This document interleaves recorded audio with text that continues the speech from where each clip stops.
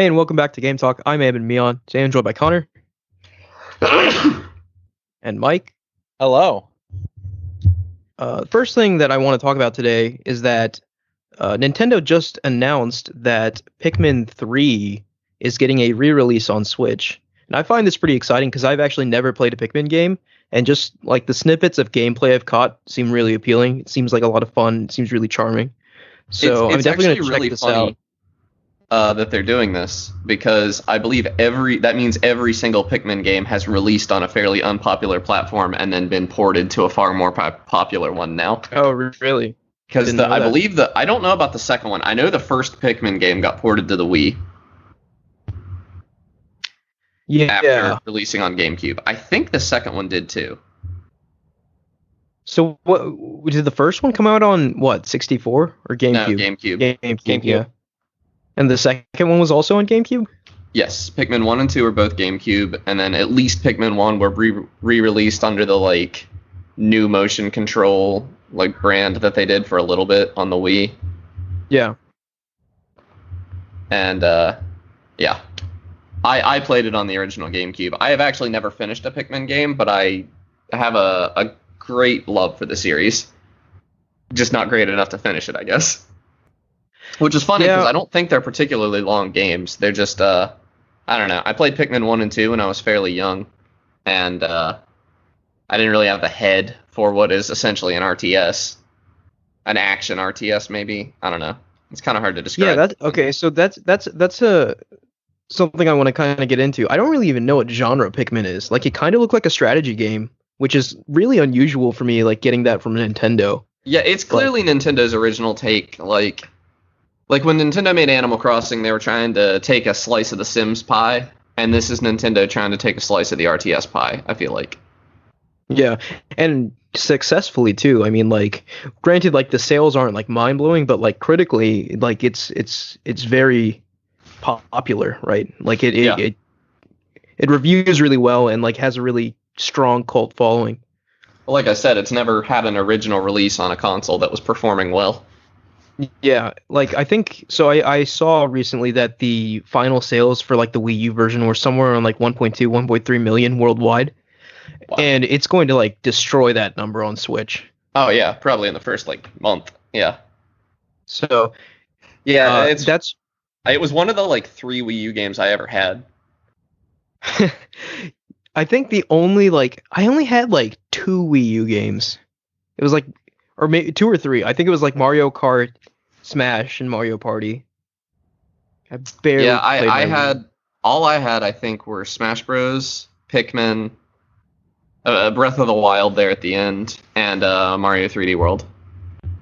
Yeah, but I don't know if you guys saw this, but there's a slightly controversial element to this where Nintendo removed the Wii U version from the Wii U eShop of Pikmin 3. So you can't get the Wii U version anymore.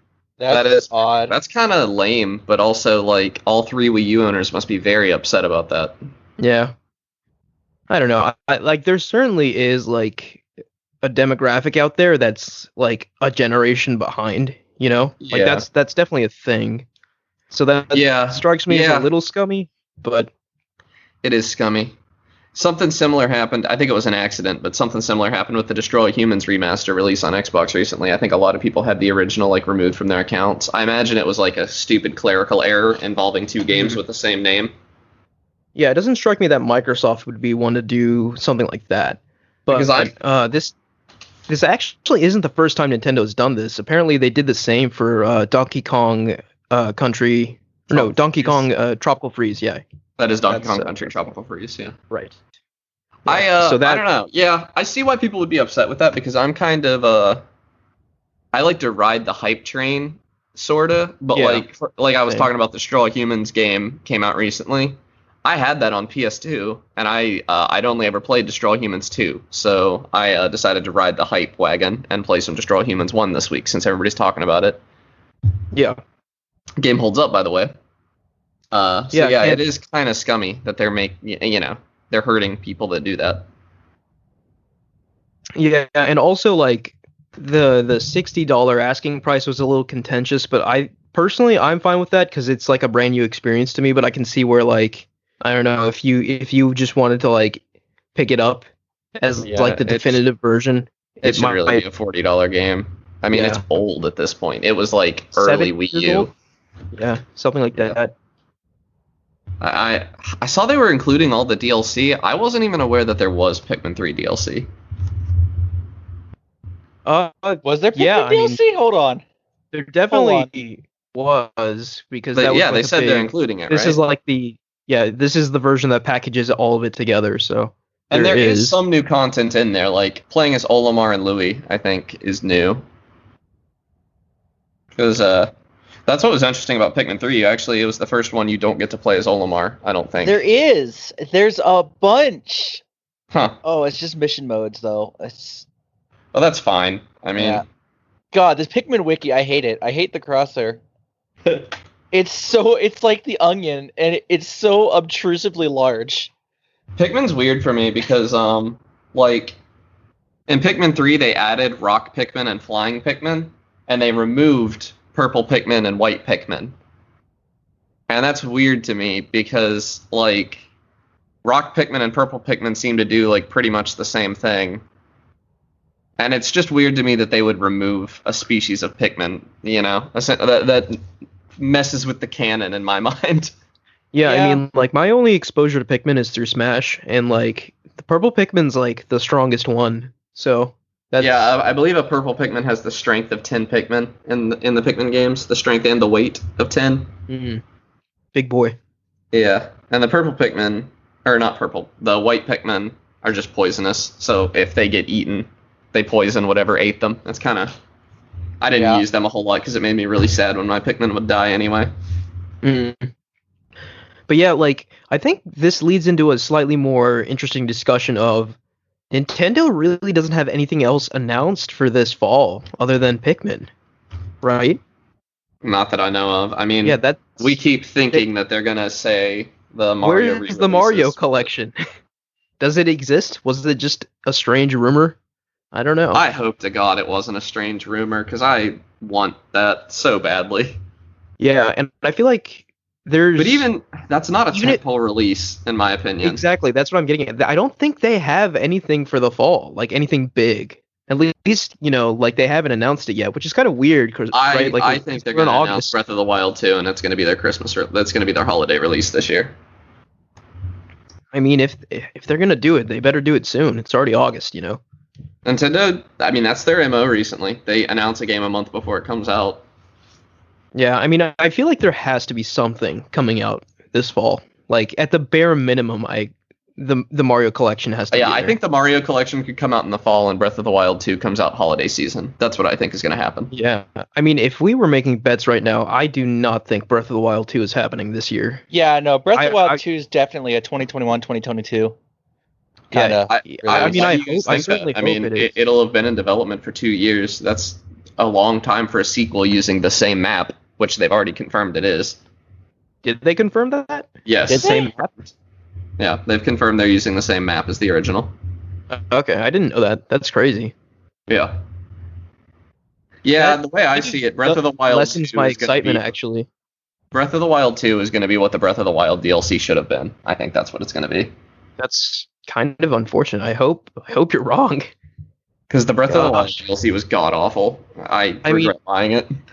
Just based off, it wasn't very good. But just based off like that one trailer they showed for Breath of the Wild 2, like it every indication seemed to me that it would be the Majora's Masks to the Ocarina of Time.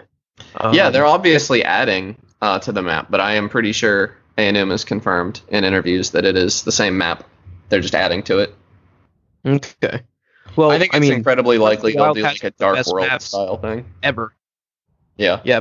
In any open world game, so like. Yeah, I mean, I'm sure, and they could have changed their mind. It's Nintendo. That information's old, but. Mm-hmm. And if anybody's gonna decide that something was a bad idea halfway through development, Nintendo's not afraid to do that. And plus, like, there's no way this game is going to be bad under any circumstance. There's no bad mainline Zelda game. That just doesn't happen. Like, that would be historic if this game was bad. So, like, yeah. Whatever they do, I pretty much trust them, is, I guess, what I'm trying to say. Yeah. I will probably watch no trailers from here on out and buy it day one. for Yeah. Breath of the Wild 2. Yeah. Have they released anything else about that? No. I thought No, they'd haven't. it's Have we barely heard come up. anything about the new Super Mario's? I don't think they're gonna Alleged- do that series anymore. The new Super Mario Bros. No, like the alleged remakes. Oh yeah, we were just mentioning. I think that'll come out this fall if it's Probably. gonna come at all. It'd definitely be something nice for Nintendo to do, because there's a whole audience who's never touched a GameCube or did not touch the Galaxy games, because I never did. I mean, there's a whole audience that hasn't touched the N64. You know, Yeah, like Super Mario Yeah, 64 okay, yeah. hasn't There's a touched. lot of people who haven't played Super Mario 64, but I do not believe there are a lot of people who haven't played Super Mario 64 DS. Yeah, Super Mario 64 DS has definitely been played by a lot of people. That game sold gangbusters, so like, you know, and so did the Nintendo DS. Yeah. So people I know the feel game. like if this is going to happen, it's got to get announced at the next direct. Like it has to be. Would you guys want them to include the stuff from 64 DS? What, it had multiple playable characters, didn't it? Yeah. And 30 new stars. I'm actually not too familiar with the new content. I'd be totally content with just a 64 remaster. See, I would really want them to include the 64 DS stuff personally. How did they add new stars? Like, did they just add to some of the levels? I think so. I think they put an 8th star in every level. That's And really cool. I think that's what they did. I'm trying to remember it right now. I know that they added 3 new bosses because you have to fight a boss. Okay, so if you guys haven't played it, you don't start as Mario in 64 DS. You start as Yoshi, and you have to I fight a vaguely boss. remember this. You have to fight a boss to unlock Mario, and it's like a giant Goomba. And I think the boss is interesting because it fights totally different as Yoshi than it does as Mario. And yeah, they have to have added an 8th star because you have to fight King Bob-omb twice because they had to change the fight so that Yoshi could do it because Yoshi can't pick things Okay. up. But yeah, you fight a variation. You fight a King Boo instead of Big Boo, but it's different enough that it was actually cool to unlock Luigi. And you fight a variation of King Cold. It's kind of a mashup between a Bowser fight and a King Cold fight. Yeah, I Uh, mean, I guess this sounds kind of neat, but like, And they added- I just want 64. Like, They added a that's- few standalone it's fine if levels it's not as there well. for me. What's that? They added a few standalone levels as well. Yeah. Were they like comparable to like how good the other levels were? They were much smaller. Like they were 1-star levels, but I thought they looked good. They were fun. I don't Yeah, know. I I don't wouldn't know. miss the extra levels too much, but I liked playing as Luigi. Did he? And I liked playing as Yoshi too. I liked the character swap. I don't know. 64 DS was different enough that it have was- any like different properties than Mario, or was it just like he different jumped skill? higher, and when he did a backflip, he did this he kind of hovered. He fell slow. okay? Gotcha. Okay. And yeah, each character, there were bricks only Wario could break placed around. There were red bricks that Luigi and Mario could break. Yoshi could not break Did you bricks. say Wario? Yeah, Wario is playable. What? Yeah, did wild. you not know this? How have you not played this game? I played the DS version very briefly. I didn't really get into it too much. See, I've 100%ed both, and DS holds a special place in my heart. I don't think this might be a hot take, but people whine about that D-pad, and it did not bother me for a moment. I mean, do you even use the D-pad in 64? In 64 DS, the D-pad is all you have. You don't have a control stick. Oh, right. I'm thinking 3DS. Yeah. Wow. Yeah. People whine about Wild. controlling Super Mario 64 with a D-pad, but I I did don't not. think I would like that very much. They handled it extremely competently. Like it's not 8 directions. It's like like when you press right, Mario doesn't go right immediately. He like turns right a little bit. It's kind of hard to explain. It's not tank controls. It's very difficult to explain. But it's not 8 directional movement. 'Cause Weird. that would have been terrible. It's weird. And you can yeah. also use the touchscreen as like a pseudo control stick, but I don't really like that. Oh, yeah. I remember that feature. Yeah. It didn't do anything for me. I tried it out a little bit. They even sold like that little thing to put like a nub to put on your thumb to use. Mm-hmm. Yeah. It did nothing for me. Yeah. Yeah, I was gonna say, like, hopefully we get something from Nintendo this fall. What I would be comfortable with is if they just included the characters, but not like the characters, but they didn't make them mandatory. Like they didn't wall off stars behind Wario and Luigi like they did in the original. If they just added them as options. Yeah, making that optional is good because I feel like it would rub some purists the wrong way. Yeah, I mean, a lot of purists won't even look at the DS game because of the D-pad. Yeah. But and also they did have to remove one star, I think, from maybe two. I can't even remember which ones. I think there were two, but I can't remember the second one. But they had to remove the star that you get by using the metal cap and the invisible cap at the same time. Because you cannot do that in DS because they replace the caps with power flowers, and the character you're using determines which power-up you get from it. I see. Yeah, no offense, but I hope it's the original. There are certain things from DS that I hope get included. But I won't be torn up if it's just the original. I wanted to bring something up, and I don't know if you guys have heard. Are you familiar with what's going on with the new Square Enix, the Crystal Dynamics Avengers game? Yes. Oh, the Spider-Man exclusive? Yeah, so they recently announced Spider-Man in a game with an already sort of limited roster, right? And Spider-Man is only going to be available on PlayStation consoles, which is a huge deal. In terms of like third-party exclusive content, this is the biggest I've heard of in a long time. Yeah, I mean it's a big deal in like conceptually. Like I get that people are upset that this is now a possibility. This has been a thing for a while though. I mean like platform exclusive content. Yeah, first-party companies shelling out for third-party exclusive content has been the norm for a long time now. I'm just saying I think this is like taking it to the next level maybe. I mean, personally, I couldn't really care less because I think that Avengers game looks like a terrible. trash fire. I don't see why anybody cares. But the thing is, it is going to be popular because it's Marvel and it's the Avengers, you know. It's going to be relevant whether we like it or not, I think. And yeah, Spider-Man is only available on PlayStation consoles. So like that begs the question of like when there's like cross-play multiplayer in the game, like will Xbox players be able to like team up with Spider-Man but just not be Spider-Man? Like, I mean, I think this move effectively means that like if people are going to get this game, they will get the PlayStation version, which is what Sony wanted. It's just like a very conniving way to go about it, right? See, I don't see it. I'm bad about this stuff though. I'm probably not like other people at all. But when I know that something was like platform exclusive or something like that in a game, I won't use it because I have it in my head that like, oh, this is extra. I inherently paid extra for this. It's overpowered. It's stupid. It's not part of the core design. I don't like it. So if I were to buy this game, even on PlayStation, I would 100% ignore Spider-Man if at all possible. Just because that's how my head works. Right, I get that mentality, but I think it might not apply to this specific game because this game is being built to be like a Destiny-like, right? It's going to be a platform where content keeps getting added and added and added.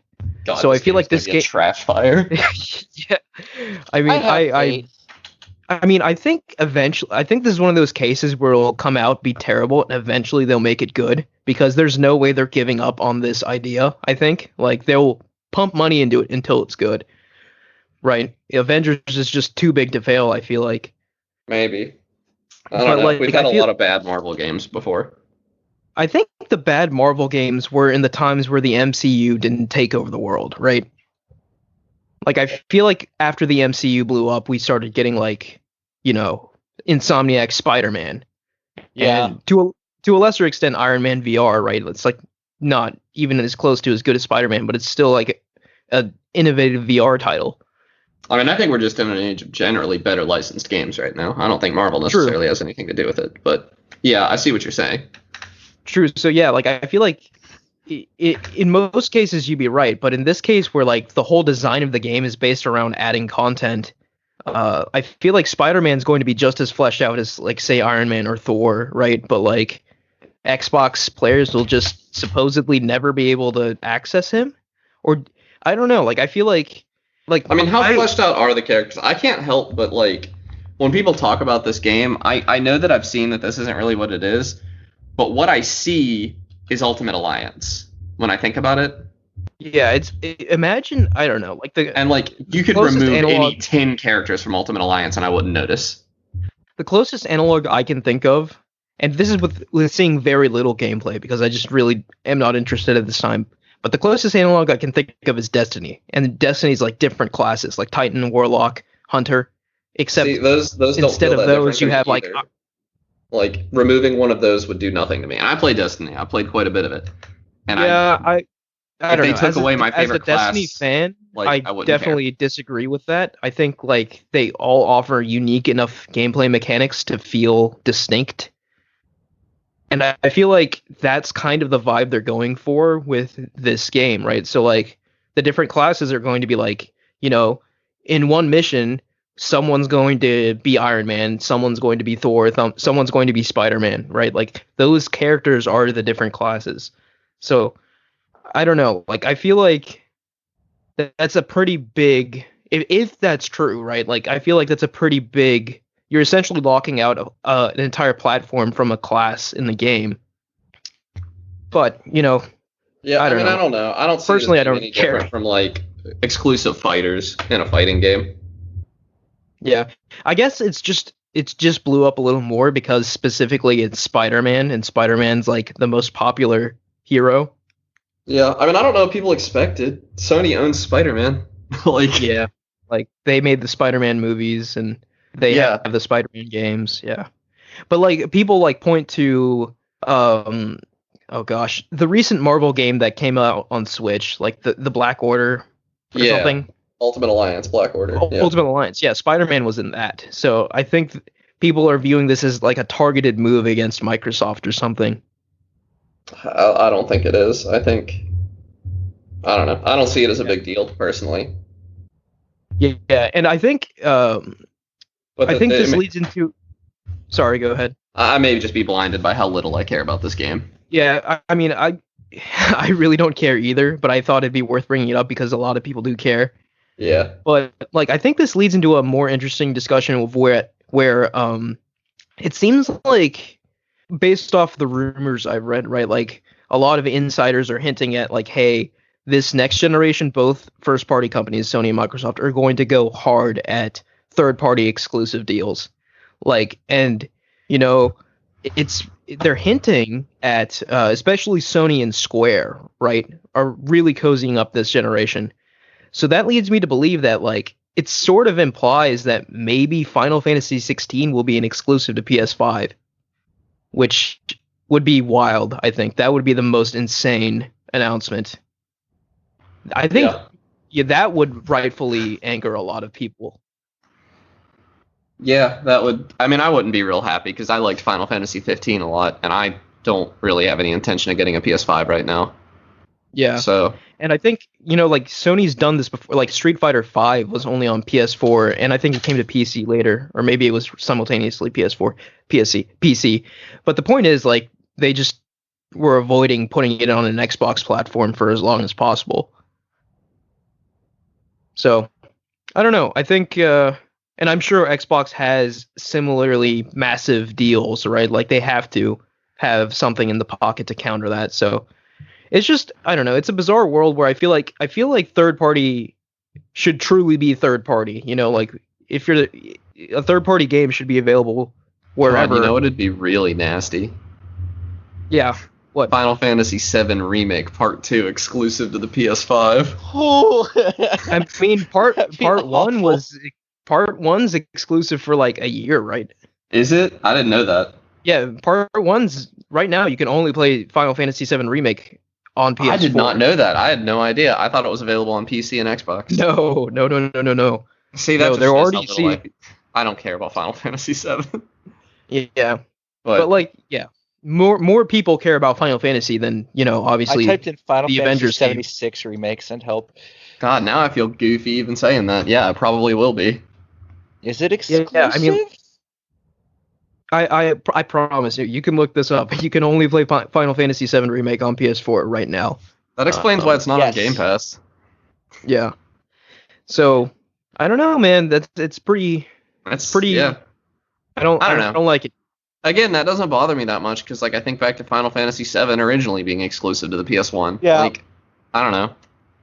Third It's just parties weird make that, like, exclusives all the time. It's just weird that when like certain games in the series are like different to different platforms, right? Like 15 was available on all consoles. Now I there's mean, a imagine how possibility much it sucks to be a Monster Hunter fan. You had to play like the first 3 on PS2 or something, or no, the first 2 on PS2, and then you had to switch to I think Wii U, and then to 3DS, and now it's multi-plat everywhere except Nintendo, except Monster Hunter Generations Ultimate was exclusive to the Switch. Like, it's nothing new. Yeah. It's not new. It's just I think the scale of it is maybe just getting bigger now. And like especially considering Crystal Dynamics, you know, like who are making this Avengers game, like they themselves did something similar with their Tomb Raider series, right? Like Rise of the Tomb Raider was only available on Xbox One for like a year before it came to other platforms. I didn't know that either. So I think Crystal Dynamics, I think they're a part of Square, which is why I keep conflating the two. I hope I'm not wrong. Otherwise, this sounds really stupid. But I think I'm fairly certain Square Enix is involved in the Avengers game. So they're pretty comfortable with, you know, signing off on exclusivity deals. So I mean, I would be wouldn't too. surprise me. Somebody's knocking on my door with a couple million, you know. It's probably more than a couple million. Just Yeah, gonna say. I'm cheap. Sorry. Yeah, I mean, a couple million. Yeah, it's not like I'll turn my nose at that. Yeah, I don't know. I think interesting times are ahead, and especially considering that like we still don't know the shape of like the next gen console like launch lineup or like their full suite of games. Even like both companies have come out and said that like everything we've shown to this point is just a part of the picture, right? So both Sony and Microsoft have more games to show, have more features to show, and I think that the third-party partnerships will be a big part of that. Yeah, I don't know. I have a hard time believing Microsoft has a whole lot of games left to show. That feels a lot like big talk. I think if you just do the math, right, like they have to have more, right? They have something like 12 first-party studios, and how many first-party games have we seen at their showcase so far? Like half of that? So I think they have more. I don't feel like they necessarily have anything big. Yeah, so Microsoft I think the bought one. out- Sorry, go ahead, Mike. Microsoft's been gobbling up like indie studios pretty heavily. I mean, Yeah, not that's just the dream. indie studios; they're gobbling up major AAA studios as well. They need that Um, first party backing that they've not had. God, I would love Yeah. for Microsoft to acquire THQ or something. They're already See- owned by Nordic. So Ah. just speaking of you know, the Microsoft games that could be shown, the one big X factor, if you will, for me from Microsoft is still the Initiatives game. Remember, like last week I called it. They're calling it their quadruple A game, right? So that's got to be something. Who knows what quadruple A actually means? Like, obviously means it took a lot of money to make, but I'm interested to see like how that differentiates from a AAA game in terms of like scope and. Yeah, I mean, is it The going to be more graphics and all expensive that. than Halo Infinite? Like, I don't think so. I don't think anything's more expensive than Halo Infinite, at least that we know of. Which, yeah. God, Halo Infinite's going to sell okay and still be the biggest flop of all time. Yeah, there's probably a lot of budget in Halo Infinite right now. Yeah, I mean, yes, Microsoft is basically just throwing money at 343, but like keep in mind that Halo Infinite is designed to be kind of like a platform, right? So I'm sure they'll make their money back through microtransactions and whatnot. Although Maybe. the Master Chief Collection on Steam's been having some issues. I've been How do you seeing a lot of reports of people trying to play like the co-op campaign and having input delay, lag. The game itself is lagging behind. Well, the Master Chief Collection is always... I mean, that's just the nature of the Which- beast. That's how it's always yeah. been. It's emulated, and that's people don't understand that it's an emulated game. No, it's not. It's a Is it native not? port. No, it's Is a it native port. port? Yeah. I thought they just emulated most of it. No, it's a native port. We still don't have a decent Xbox 360 emulator. True. It's a port, and as far as the Xbox I know the One Xbox version, One at least emulates 360s, but If it was emulated, they wouldn't take. It no, wouldn't be yeah. such a. So Yeah. it emulates the Xbox One emulates 360 games, but the Master Yeah. Chief Collection is actually a game ported and built for or remastered essentially for Xbox One. maybe that's why it has so many PC issues, because it's 343 and they don't have a lot of PC development experience. That is why. They're not really used to working with a PC environment, despite Xbox and first gen consoles having a lot in common. And that's With- always seemed so wild to me as a developer who's only worked on PC. Like the idea of PC being harder than console, like, is so weird to me. I mean, I don't think that's really a thing anymore, right? Especially because the architecture of the PS4 and Xbox One is so similar to a PC at this It point, is right? PC architecture now. Last gen, talking about like the PS3, Xbox 360, those were so different from PS or PC architecture. Now it's a PC in a box, Essentially, yeah. prepackaged, complete same architecture. Everything's very similar. It's easy to develop for. That's why last gen we had so many bad PC ports from games that were developed console first. I think it's pretty likely that the Series X, you're just going to be able to slap Windows 10 on it. Wouldn't surprise me at all. Like, Yeah, the architecture that's is so yucky. similar I don't like now. that. That's also Why? why they can do crossplay. Like, there's no extra development cost in developing for console anymore. It feels That's like, not true. other than No, dev kits. But No, I mean, it's still a lot of testing, and you have to port it. Like, you can't use Yeah, the same libraries and there's everything. You still get an definitely- SDK. yeah, it's There's not as definitely bad as last gen, resources though. associated with porting the console, but yes, you're right. It's definitely not as bad as it was before. Like, Yeah. developing for the Xbox 360 and the PS3 was like developing for a Mac and a Windows PC from 1995. Like, they were I mean, yeah. radically different. PS3 especially was notorious for how difficult it was to develop for. You with could its slap some cell good things architecture out and of all that, but it was just ridiculously hard to develop for. So you saw it over the course of Xbox a development generation. has always been fairly similar to PC because of DirectX, Yeah. but and C#, the whole XNA platform and all. Mono developed. Yeah, Microsoft from the get-go made Xbox development easy for its developers to swap from PC to Xbox. PlayStation gave them, here's a whole new processor that works completely different than what you're used to, but is powerful. Have fun. Yeah, Sony was weird in the PS3 era, to say the least. Yeah. Bunch It was of a weird good. It decisions. produced a lot of interesting things, though. Like, there were some good-looking games that came out of the PS3 towards the end of its lifespan. Oh, for sure, yeah. Yeah. Uncharted 2 and 3, Metal Gear, The Last of Us. Last of Us. Yeah. Like, I can still look back at PS3 games and still see they look really good for a console that's a decade old. Oh, for sure, yeah. Speaking of Sony, by the way, they're having a State of Play conference thing tomorrow. It's going to be like 40 plus minutes long, essentially like a Nintendo Direct. But the peculiar thing is they came out and said there's like no PS5 news in this presentation, and that just has me scratching my head a little bit. And like, then what are you going to talk about? Like, no one really wants to hear about PS4 anymore. I'm sorry. Like, and we know there's more PS5 information to be had, right? Same with Xbox, right? Like, we still don't know the prices of these things. It's August, and they're coming out in like 2 months or so, 2-3 months, which is just wild. It's just interesting because I think like this whole thing is just a weird game of chess between Sony and Microsoft. Neither of them wants to say the price first because they want to undercut the other one. And I think it's weird how cautious Sony is being because I mean they've never lost. Like, I think Yeah. Sony's being cautious. No, I think Sony's rightfully being cautious because Microsoft's making so many like innovative moves right now. I feel like Sony feels like if they slip up, Microsoft will seize that opportunity.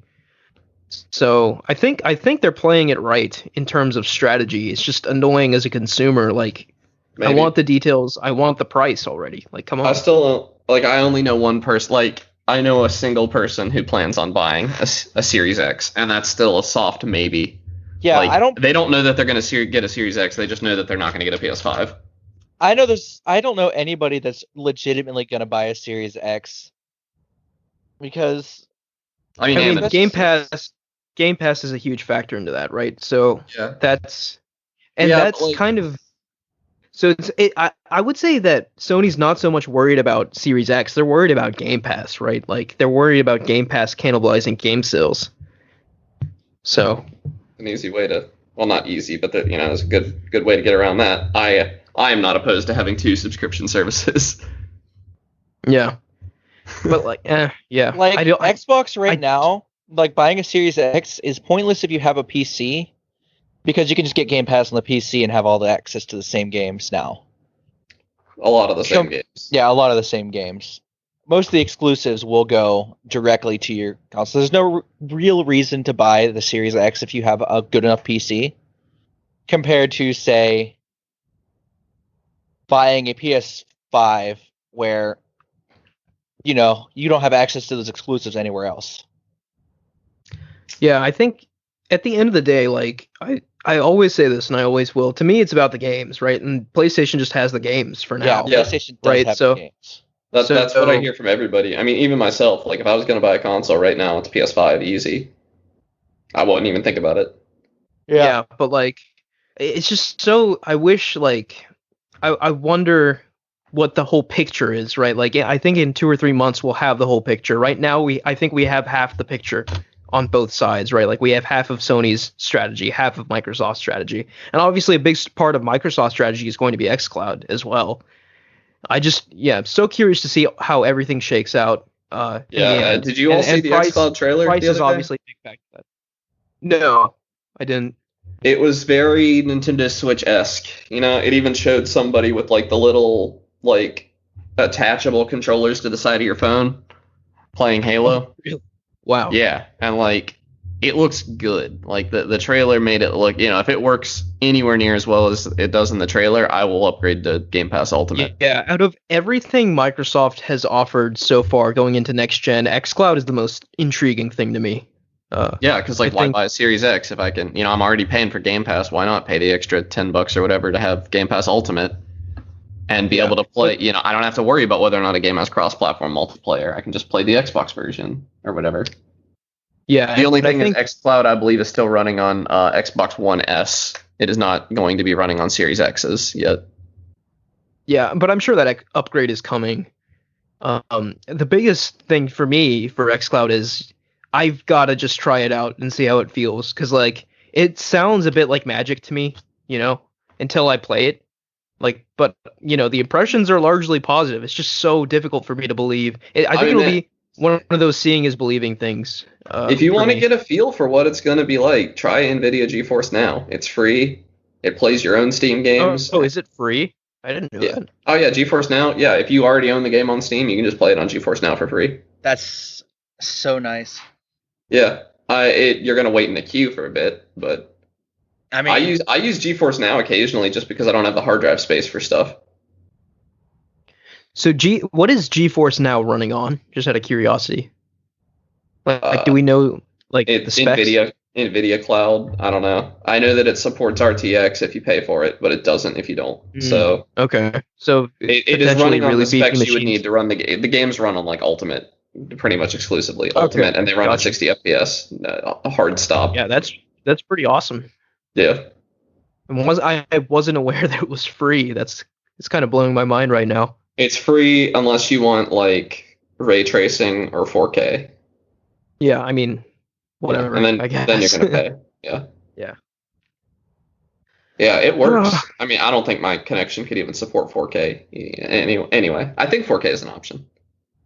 I got gigabit internet now in Morgantown, and excited to push the limits of that.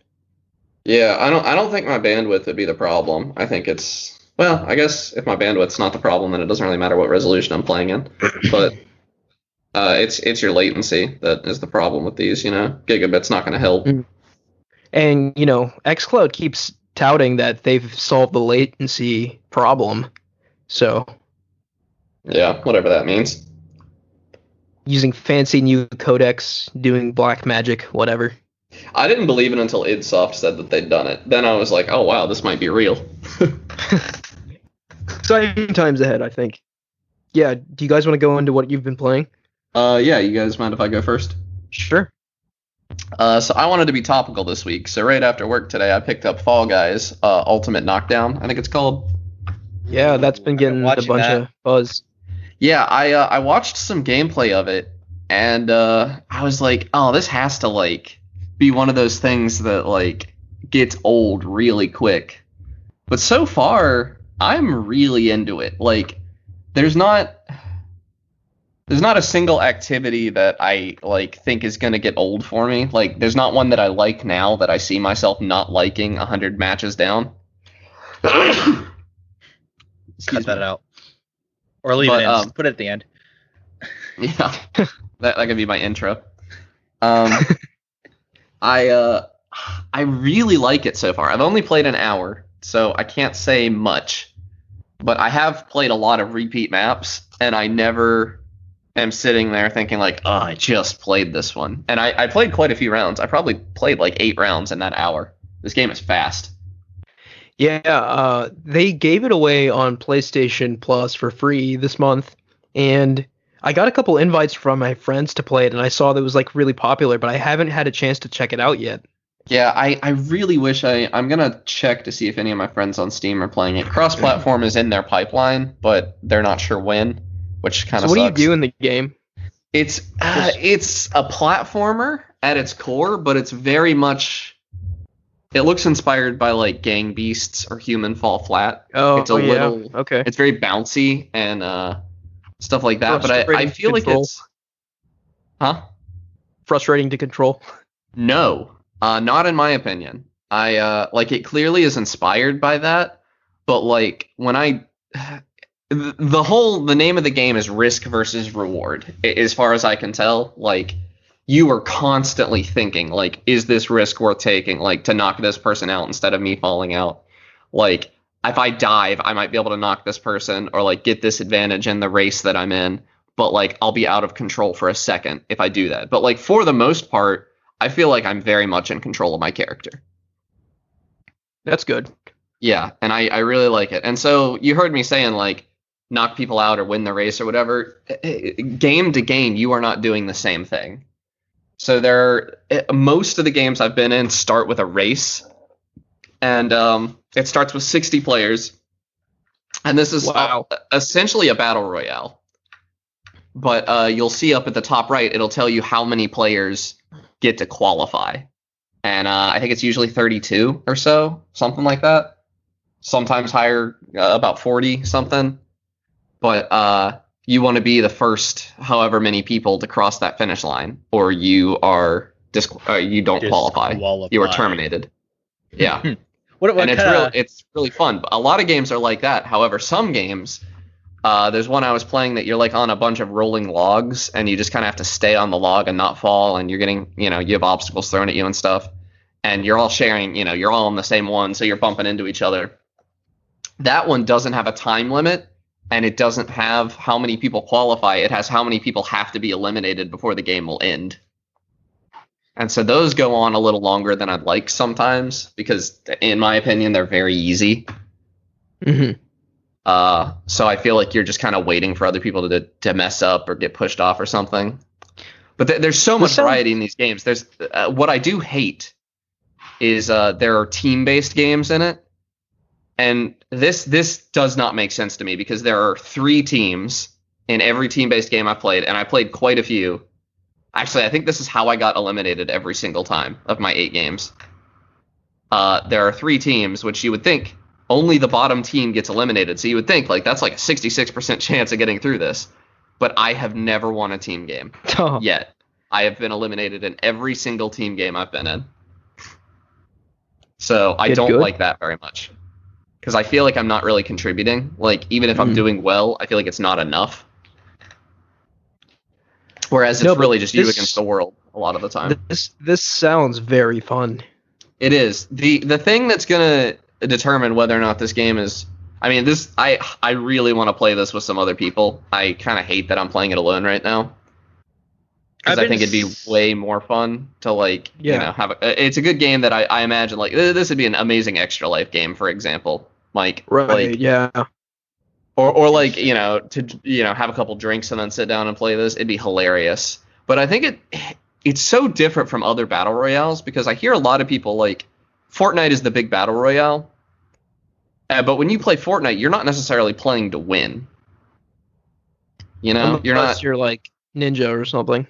Yeah, but a lot of the time you have other objectives you're trying to do. You're trying to unlock skins or whatever. You have other missions. Right. Gotcha. In Fall Guys, you're trying to win, but winning never seems that ridiculous because you're never against 60. You never have to beat 60 people at once. That first round, you only have to beat 20 people. That's very doable. I never go into the first round even stressing. I just assume I'm going to get through it. But at the end, you only have to beat 10 people. And that doesn't seem that difficult to do either, Yeah. So I think it's structured in such a way that I think you play to win, and winning, you don't have to think about winning as being the best of 60 people. You take the small victories, and the small victories feel good. It's really weird because winning, I've been one of the first 5 people to get across when 40 some people are going to qualify, and that's kind of boring. You do that and you played really well and all, and that's great, but you just get to sit there and wait for the rest of people to qualify, and that's not very fun. The most fun I've had is when I am the very last person to qualify. Because you're coming in clutch, you got somebody right next to you and you dive past them or something. That feels amazing.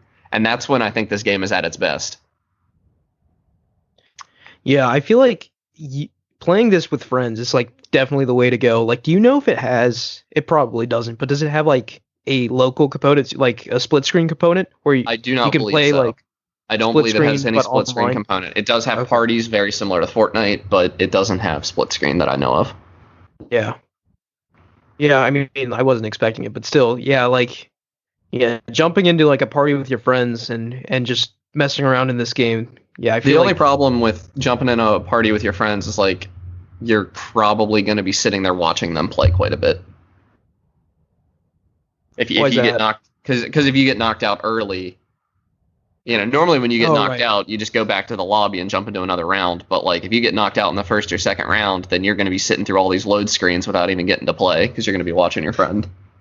But how long does a one full round or whatever, one full game take? I mean, less than 10 minutes probably. Yeah. So I guess that's not so bad. No. I feel like everyone who drops out can just chill or cheer them on. Game. Have you guys seen video of it or anything? No. I've actually seen trailers of it months upon months ago.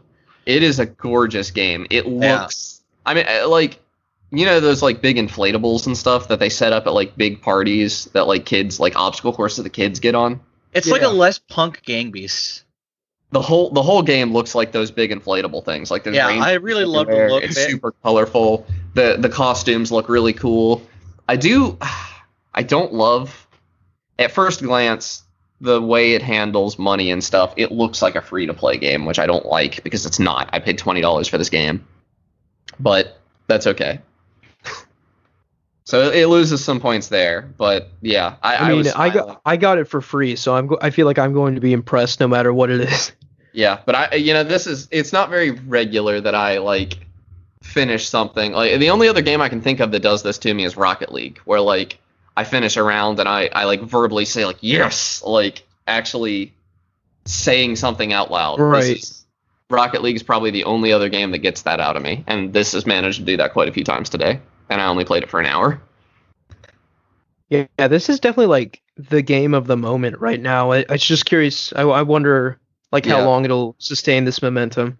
That's what compelled me to pick it up. I've missed out on a lot of these, and I don't know. Yeah. Sometimes it's nice to be to be playing the game of the moment.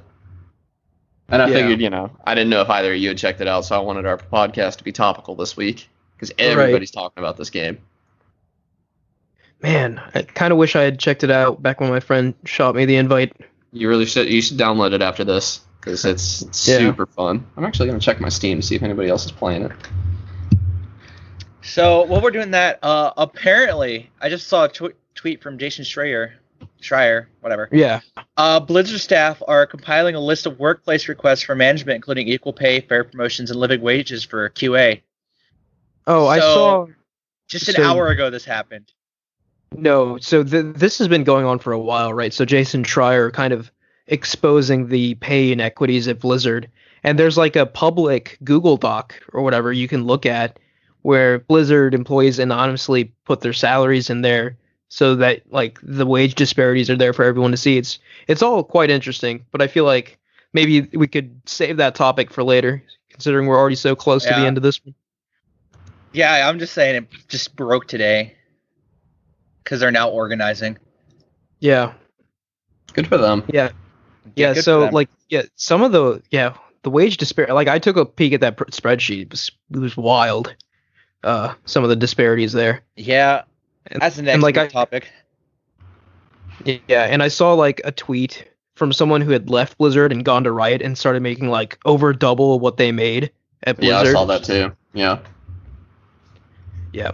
But anyway, Mike, what about you? What have you been playing? Well, I've been playing a lot of the same games. I went back into Warframe.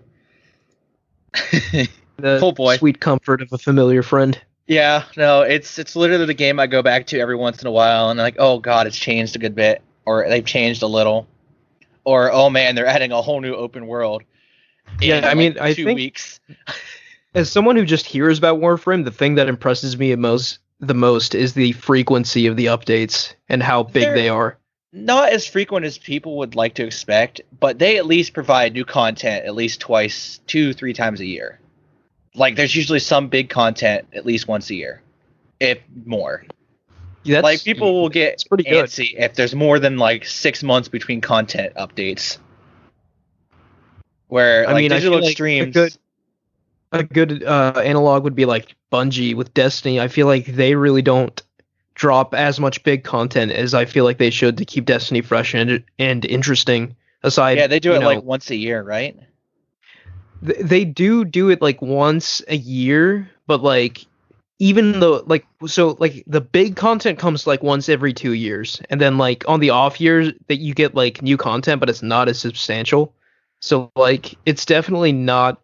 I feel like they're not doing it as well as Warframe based off what I've heard. Yeah. Now, Digital Extremes, when they started Warframe, they were this small studio, and now they're 200 some people.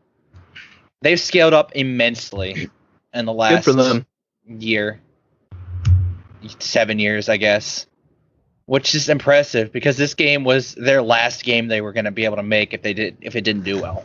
They were basically touting with bankruptcy, and now they're super successful and can have a massive staff to support a game that continuously needs more content, which is very impressive. Not a lot of studios are capable of scaling up as effectively as Warframe has.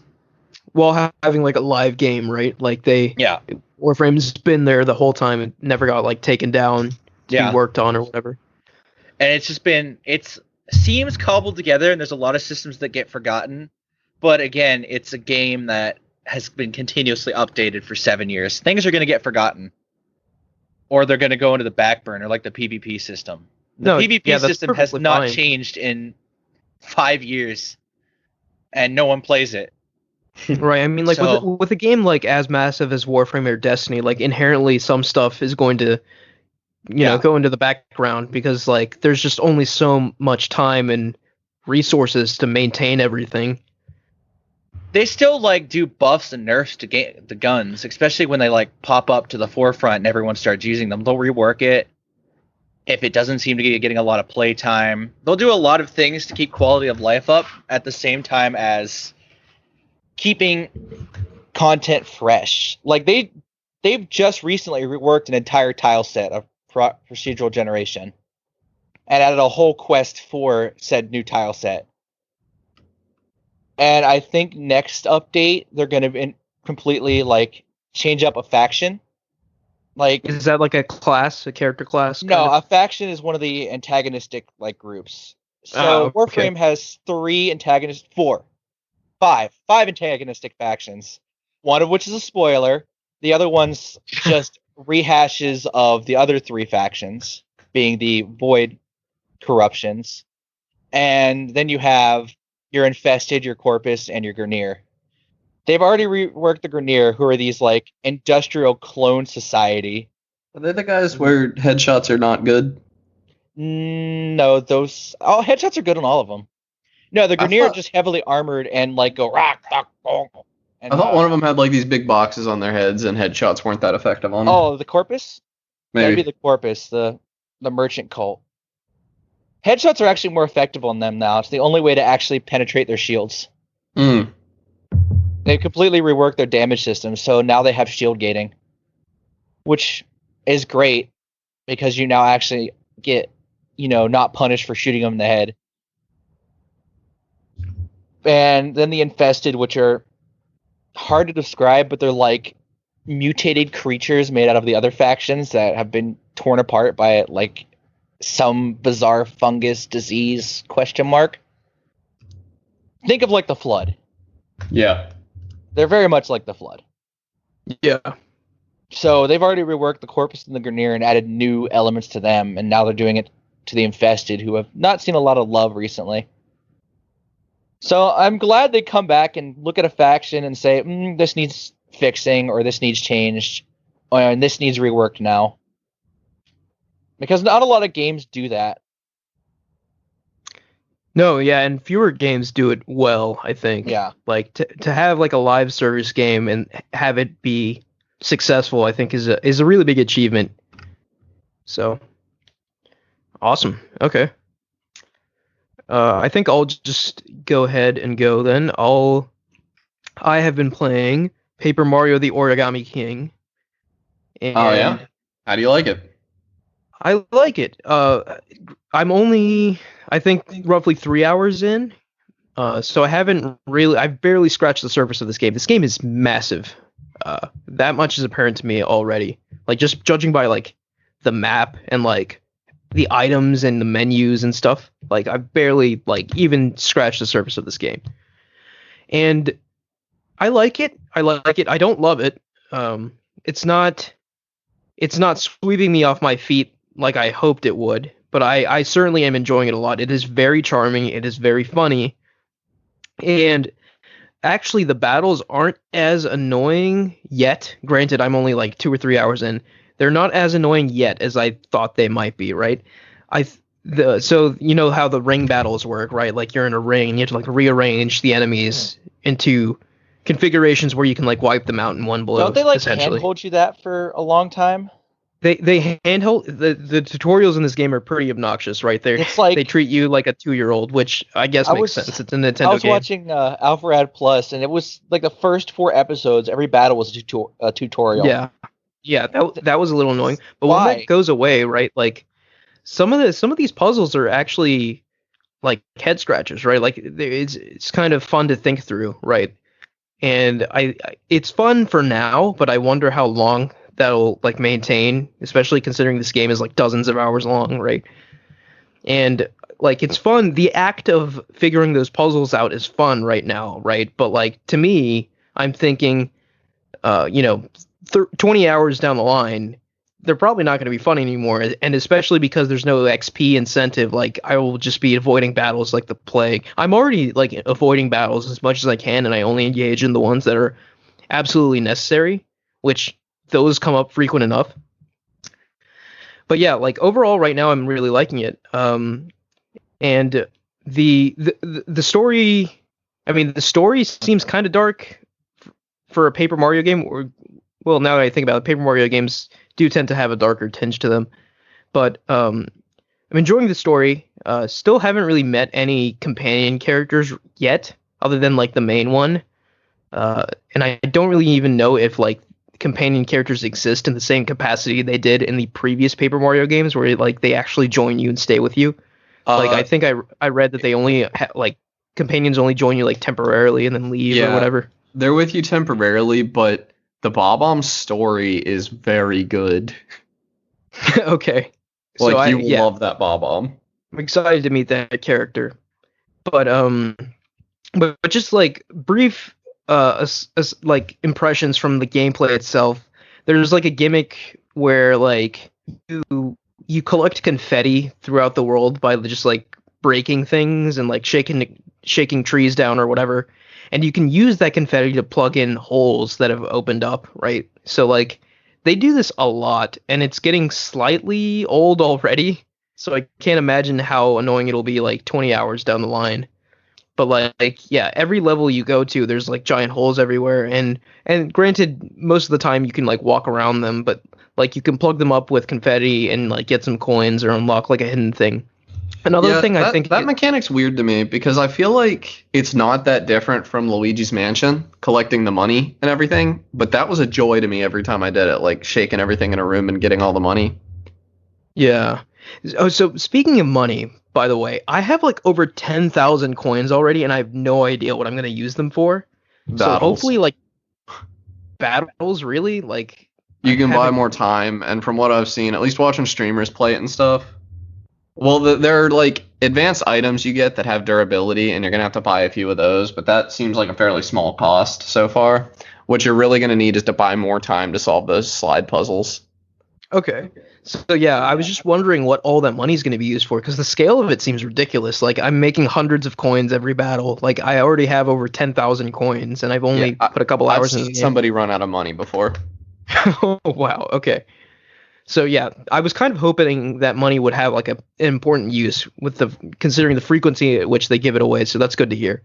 The last sort of thing I want to touch on that I've seen so far is like the toad mechanic, right? So like there are these toads that are like hidden all over the world, and they're like folded up and crumpled up, and like you save them and straighten them out, and then they like join your battles to cheer you on. And these toads are just everywhere. They're kind of like almost like the moons from Mario Odyssey, right? They're just everywhere. And I like that right now. It feels like an extra sort of collectible thing to look for while I'm progressing through the levels and through the story. So yeah, I just kind of wanted to mention that. So it's like this game's version of like the Mario collectible, I think, and I like it quite a bit. So I haven't played this yet, but a couple of the things you haven't gotten to yet that aren't really spoilers. Yeah, go ahead. A lot of people hated people hated going in, and I thought it was kind of lame that the only bosses were going to be these. Yeah, I don't like that already. The Legion of Stationary. It's not true. Those are not the only bosses. Okay, good. There are some other bosses that look really cool, in my opinion, and also those bosses that are like a box of colored pencils and stuff have a lot more character than I expected from what I've seen. Like, they're actual characters. They're not just like you find this in the bottom of a temple or something and you have to break it and it's a boss fight. No, they're like actual characters that are kind of cool, in my opinion. That's good. So yeah, I'm looking forward to playing more. It's just it's good. I'm liking it. It's just I'm not loving it, if that makes sense. Yeah. Like right now, if I were to give it a number, I give it like a 7.5. Oh, that's low. Which, you know, yeah, our scales are different. I mean, 7.5 in my mind is good, not great. 8 and above is great, and like 9 is like superb in my mind. But yeah, that's what I've been playing. I also completed Ghost of Tsushima, and the ending to that game just blew my socks off. Like, it's such a cool ending. Like, such a samurai movie ending. And that's all I'll say about that, because I don't want to get into spoilers, but it's very, very cool. And yeah, that's it for me. And I think that will do it for us this week. Thank you guys for listening. Please follow us at @Podcast Game Talk on Twitter. Please like, rate, and review us on any podcast service you use. Please click the link in the description to join our Discord and talk to us there. And thank you, Connor and Mike, for joining. Yep. See you next week, guys. And we'll catch you next time.